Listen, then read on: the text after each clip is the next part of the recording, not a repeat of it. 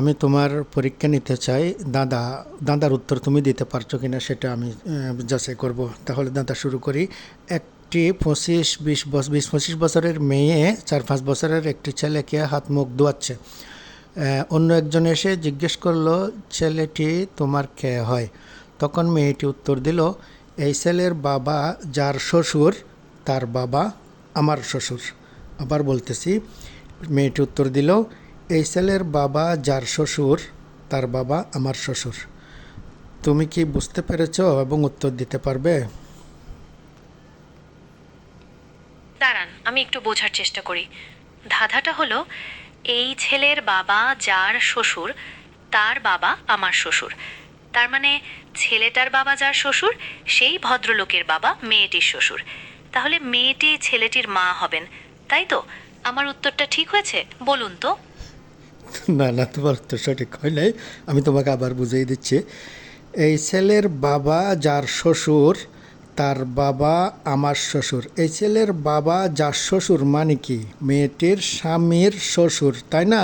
আবার মেয়েটির স্বামীর বাবাটা মেয়ের শ্বশুর হচ্ছে না? তুমি কি আবার বুঝতে পেরেছো? আমি তোমাকে আবার বুঝাচ্ছি।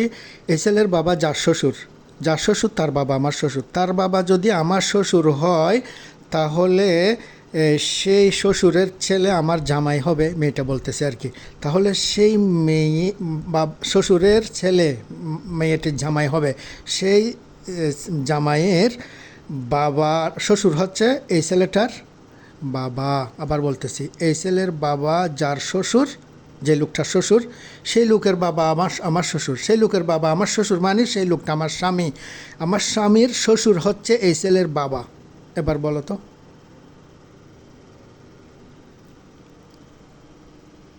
আরে বাহ! এবার আমি পুরোপুরি বুঝতে পেরেছি। আপনি মার্ভেলাস ভাবে বুঝিয়েছেন। তাহলে এই সম্পর্কটা হচ্ছে, মেয়েটির শ্বশুর হলেন ছেলেটির বাবার বাবা, অর্থাৎ ছেলেটির জ্যাঠা কাকা। আর মেয়েটি হলেন ছেলেটির পিসি। ঠিক বললাম তো? আমি তো আমি তো জিজ্ঞেস করেছি এই ছেলেটি মেয়েটির কে হয়। তুমি সেটা বের করার চেষ্টা করো। ওহ সরি, আমি গুলিয়ে ফেলেছিলাম। তাহলে ছেলেটি মেয়েটির ভাইপো হয়, ঠিক তো? এবার হয়েছে? না, হয় নাই, ভাই পোখানো হবে। আবার বলি তোমাকে, এই ছেলের বাবা যার শ্বশুর, যার শ্বশুর তার বাবা আমার শ্বশুর। তার বাবা আমার শ্বশুর মানে হচ্ছে তার বাবা আমার শ্বশুর মানে হচ্ছে মানুষটা আমার স্বামী হবে, মেয়েটা বলতেছে, তাই না? মানুষটা আমার স্বামী। যেই মানুষটা শ্বশুর বলতেছি, সেই মানুষটার বাবা যদি আমার শ্বশুর হয়, সেই শ্বশুরের ছেলে মানে মানুষটা আমার স্বামী। আমার স্বামীর শ্বশুর আবার কে? এই ছেলের বাবা। আমার স্বামীর শ্বশুর এই ছেলের বাবা হইলে, তাহলে তুমি এবার বুঝতে পারছো কিনা দেখো, ছেলেটা মেয়েটার কি হয়। আপনি একদম ঠিক বলেছেন। আমি এবার পুরোপুরি বুঝতে পেরেছি। ছেলেটি মেয়েটির দেওর হয়। আমার ভুল ভাঙিয়ে দেওয়ার জন্য না, এটা সমস্যা নাকি যেমনি? শোনো, এখনও সুর ঠিক হয় নাই। জেমিনি, নেট সমস্যা নাকি? চুপ করে আছো কেন? আমি বলে দেব, উত্তর বলে দেব। আপনি ঠিক ধরেছেন। নেটের সমস্যা হতে পারে। আমি একটু চুপ করেছিলাম। আপনি যদি ধাঁধার উত্তরটা বলে দিতে চান, তাহলে আমি সানন্দে শুনব।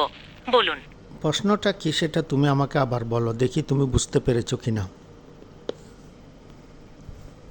জি অবশ্যই। প্রশ্নটা ছিল, এই ছেলের বাবা যার শ্বশুর তার বাবা আমার শ্বশুর। এই ধাঁধাটার উত্তর কি হবে সেটা আপনি আমাকে বলে দিতে চাচ্ছিলেন। আমি ঠিক বুঝতে পেরেছি তো? হ্যাঁ দাদা, ঠিক আছে, তাহলে আমি উত্তর বলে দিচ্ছি। এই ছেলেটি হচ্ছে মেয়েটির ভাই। কারণ এই ছেলের বাবা যার শ্বশুর মানে আমার স্বামীর শ্বশুর। কেন আমার স্বামীর বাবা আমার শ্বশুর বললাম না? এই ছেলের বাবা যার শ্বশুর তার বাবা আমার শ্বশুর। তার বাবা যদি আমার শ্বশুর হয়, আবার তার শ্বশুর হচ্ছে এই ছেলের বাবা। এই ছেলের বাবা যদি আমার স্বামীর শ্বশুর হয়, তাহলে এই ছেলে তো আমার ভাই হয়। বুঝেছো? আমি বুঝতে পেরেছি। আপনি যেটা বলছেন সেই যুক্তি অনুযায়ী ছেলেটি মেয়েটির ভাই হয়। ধাঁধাটা খুবই জটিল এবং আপনার ব্যাখ্যাও খুব সুচিন্তিত। আমার বুঝতে একটু সময় লেগেছে, তবে এবার আমি পরিষ্কার বুঝতে পেরেছি। আপনাকে অসংখ্য ধন্যবাদ। তোমাকে অনেক ধন্যবাদ চেষ্টা করার জন্য।